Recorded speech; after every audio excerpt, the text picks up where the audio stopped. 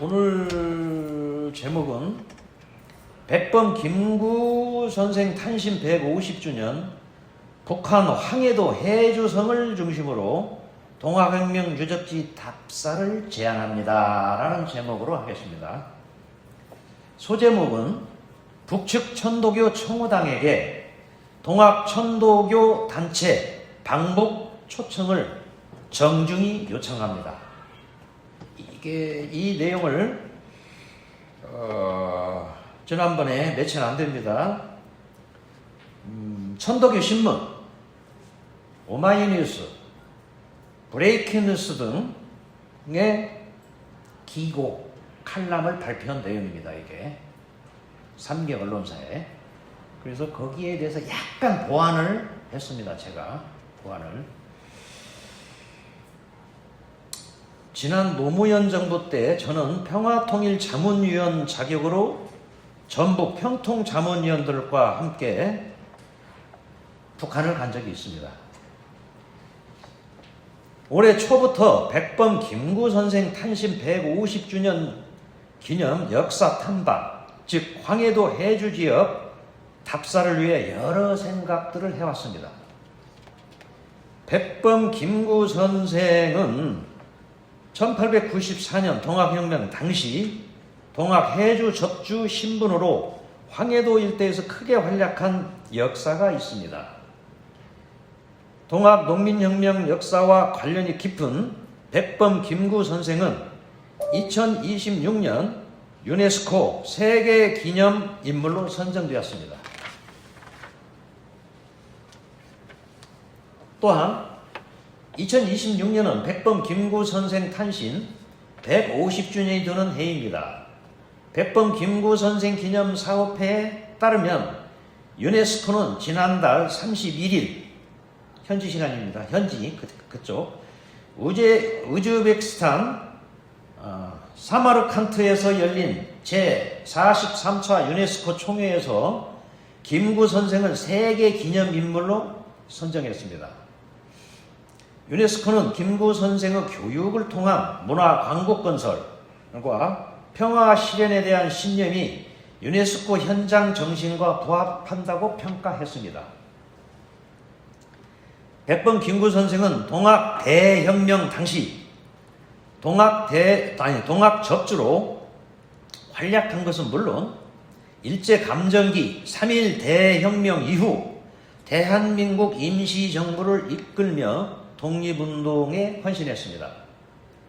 특히 일제로부터 광복 이후 남북 통일을 위해 분단을 넘어 김일성 주석과 만나 담판을 주도하기도 했습니다. 김구 선생의 저술책 백범일지는 국가보물로 지정된 자서전으로 동학농민혁명 관련 내용이 비교적 상세히 나옵니다. 백범일지에 수록된 동학혁명 참여 내용은 물론 나의 소원에는 인류 평화, 높은 문화의 힘, 교육의 중요성 등 현재 문화 강국의 기틀이 자세히 기록되어 있으며 또한 세계 보편적 가치가 고스란히 담겨 있습니다. 다음은 방북할 방법이 없습니다 라는 내용으로 낭독하겠습니다. 오늘 2026년 2월 19일 설날 연휴 끝나고 출근 후 책상에 앉아 본 글을 쓰고 있습니다. 사실 지난 설 연휴 기간 경기도 김포에 사는 큰딸집에서 남북관계 단절과 어떻게 하면 인간교류 차원의 교류 복원을 할 것인가를 구상하였습니다. 그 구상은 특별한 것이 없고 김구 선생 탄신 150주년 기념 황해도 해주 일대 역사 답사와 관련 통일부의 방북 신청 절차를 문의하는 것으로 생각을 정리하였습니다. 그리고 오늘 출근 후 통일부 홈페이지를 열고 담당자와 통화 문의하는 절차에 들어갔습니다. 제가 예전에도 방북 신청을 한 적이 있어서 방법을 좀 알아요. 그때도 안 이루어졌습니다. 통일부에 문의한 첫 내용은 다음과 같습니다. 먼저 전화 문의한 저를 소개하였습니다.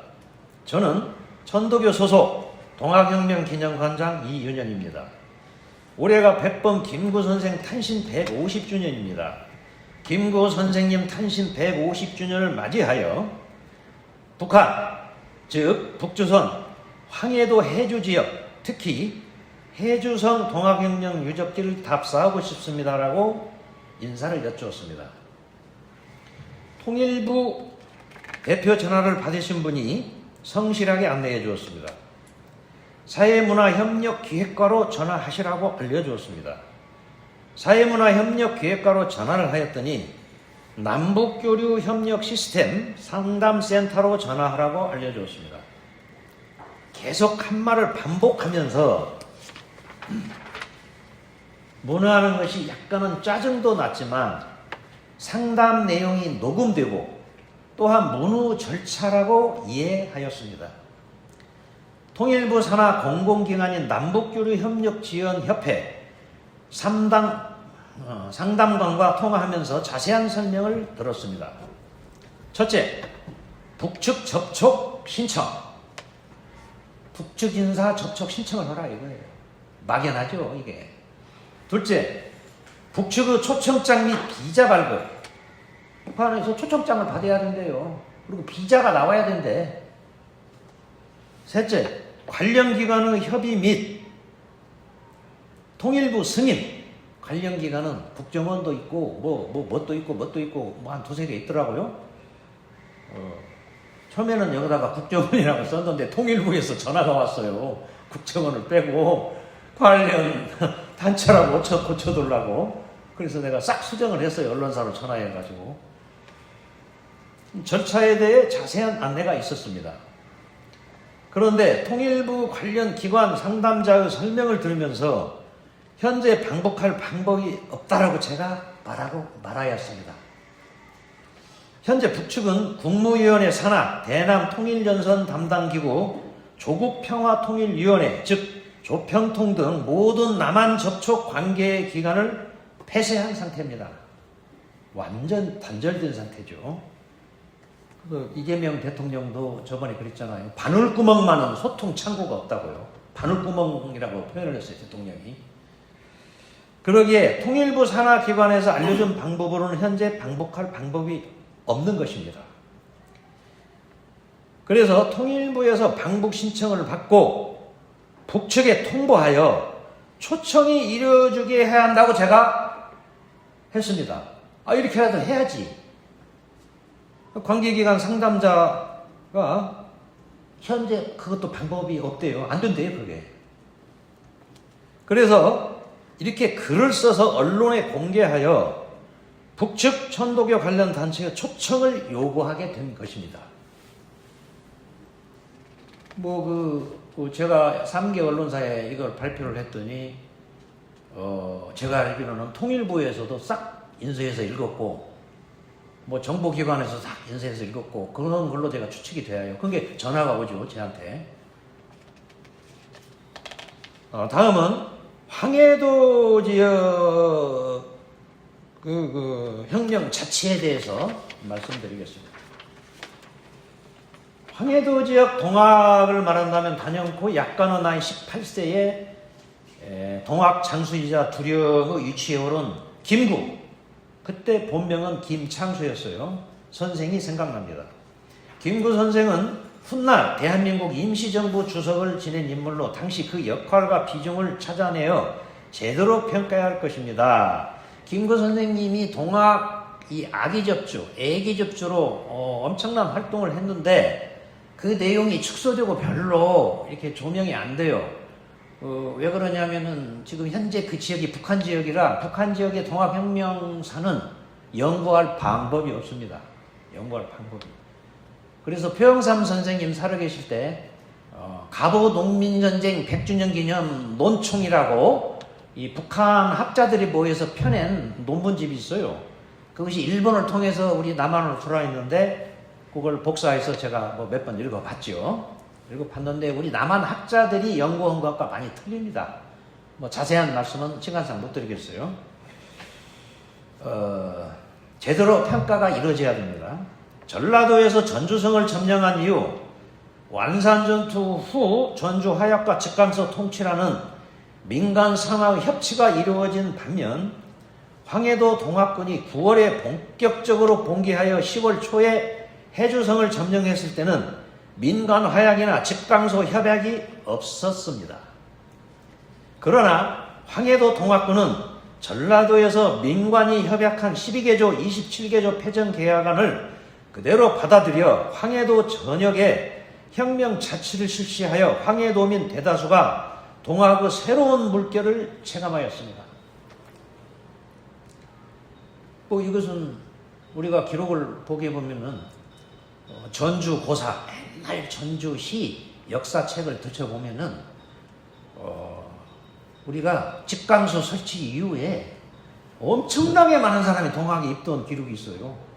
엄청나게 많아. 이거 막 군수들도 입도하고 그랬더라고요. 이러한 상황을 접한 일본군과 광군은 크게 당황하여 이들을 본격적으로 진압하고 토벌하기 위해 나섰습니다. 다음은 동학군 황해도 해주성 점령에 대해서 말씀드리겠습니다. 가보년 1894년 당시 황해도 지역에서는 9월부터 동학군은 본격적으로 봉기하여 10월 6일 양력으로 11월 3일입니다.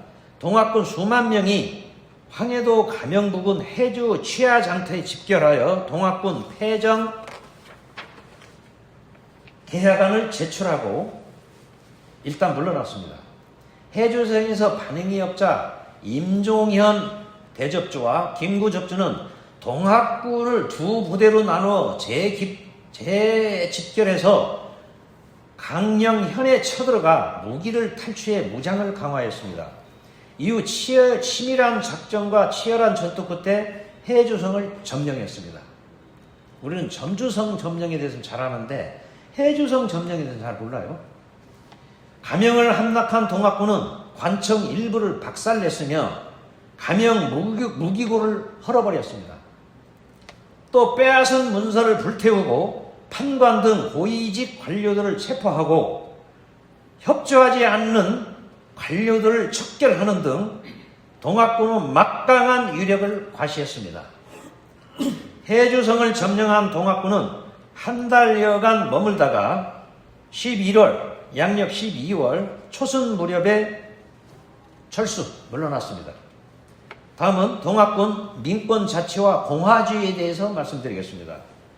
황해도 해주성 점령 이후 체포된 동학군 지도부에서 압수한 문건 중에 황해도 감찰사와 지금 말로는 토지사죠. 감사, 각 고을의 수령, 판관, 방백 등을 정해놓은 내용의 문건이 있습니다. 이는 동학군이 관군과 협상하지 않고 황해 감사와 관료들을 임명하여 혁명에 의한 지방정부를 계획했다는 증거입니다.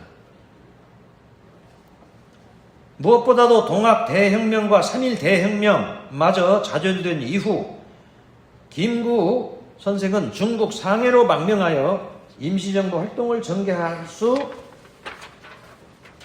있었던 것은 바로 이러한 동학의 민권 자치와 공화주의에 대한 경험이 결정적인 이유라고 할 수 있습니다. 일본군은 청일전쟁에서 아주 중요한 지역인 해주와 황해도 일대를 동학군에게 빼앗길 수 없었기에 김천과 평산을 공격하면서 11월 10일에 해주에 들어가 친일 민보군 조직 명의소를 설치했습니다. 다음은 동학군 황해도 일대 평정에 대해서 말씀드리겠습니다. 한편 해주성에서 물러났던 임종현과 김구 동학군 주력부대는 각자 역할 분담을 하여 황해도 여러 곳의 관할을 점령하고 11월 11일에 강령현을 공격하여 일본군과 밀고 당기는 접전을 벌였습니다. 또 신천의 동학군은 13일에 일본군과 치열한 접전을 전개했으며 13일에 송화현, 문화현, 평산부, 조니진, 오진, 용매진 등을 점령했습니다. 동학군이 해주성을 비우고 지방을 점령하는 사이 일본군이 해주성에 입성하여 민보군을 조직하고 동학군에게 위협을 가했습니다.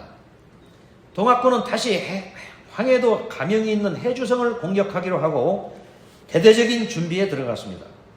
임종현과 김구 주력부대는 11월 21일 양력 12월 7일 취하장터에 집결하기 시작했습니다. 다음은 동학군 일본군에게 목숨을 건 항쟁에 대해서 말씀드리겠습니다. 11월 24일에는 재령, 신천, 문화, 장영, 용진, 강령 등지에서 동학군 1만, 또 다른 기록에는 3만까지 나옵니다. 명이 대연합하여 11월 27일 해주성을 공격하기로 했습니다. 해주성 2차 공격은 동학군과 일본군의 일대 접전으로 항일 전쟁이 본격 시작되었습니다. 거대 중국의 청국을 일거에 괴멸시키고 조선을 넘어 청나라 본토까지 쳐들어간 세계 최강의 일본군과 신식 무기 앞에서 수많은 동학군들은 속수무책으로 쓰러져 갔습니다. 임종현 의병장과 김구 의병장은 더 이상 버티지 못하고 후퇴를 명령했습니다. 제대로 반격도 못하고 후퇴한 동학군은 전열을 가다듬을 시간도 없이 흩어졌습니다. 그러나 각 지역으로 돌아간 동학군은 이듬해 1월까지 목숨을 건 항일 무장투쟁을 산발적으로 이어갔습니다. 자, 다음은 마무리하도록 하겠습니다. 이처럼 백범 김구 선생과 동학 농민혁명 관련 역사가 중요하기 때문에 탄신 150주년을 맞이하여 방북 신청을 준비하기에 이르렀습니다. 만약 방북이 이루어지면 물론 3월 1일도 되고 그러겠습니다만 예상 날짜는 백범 선생 출생일인 8월 29일부터 약 1주간 해주성을 비롯하여 황해도 일대 동학혁명 유적지를 답사하였으면 합니다. 그러나 앞서 밝혔지만 현재 방북은 거의 불가능에 가깝습니다. 그렇지만 불가능에 도전하는 것도 불가능을 없애는 하나의 방법입니다.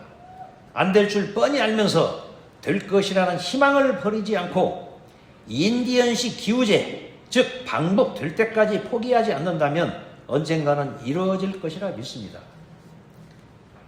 저는 지금까지 수차례에 걸쳐 남북미 정상회담과 당국 간 대화를 촉구하는 칼럼을 언론에 여러 차례 발표했습니다.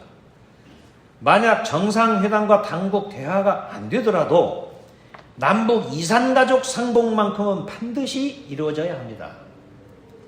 인류는 천륜입니다. 이산가족의 하늘 누가 막겠습니까? 그건 하늘을 막는 것과 같이 원래 막을 수 없는 것입니다. 다음은 남북은 몸뚱이는 하나이고 머리가 둘인 쌍둥이라는 말씀을 드리겠습니다. 북측에 전합니다. 남북은 몸뚱이는 하나이고 머리가 둘인 쌍둥이입니다. 바로 결합 쌍둥이입니다. 머리는 두 개이고 몸뚱이는 하나인 쌍둥이가 욕하고 싸운다면, 즉 서로 치고받으며 전쟁이라 한다면 어찌 되겠습니까? 같이 죽는 것입니다. 결합 쌍둥이처럼 갈라설 수도 없고 헤어질 수도 없습니다.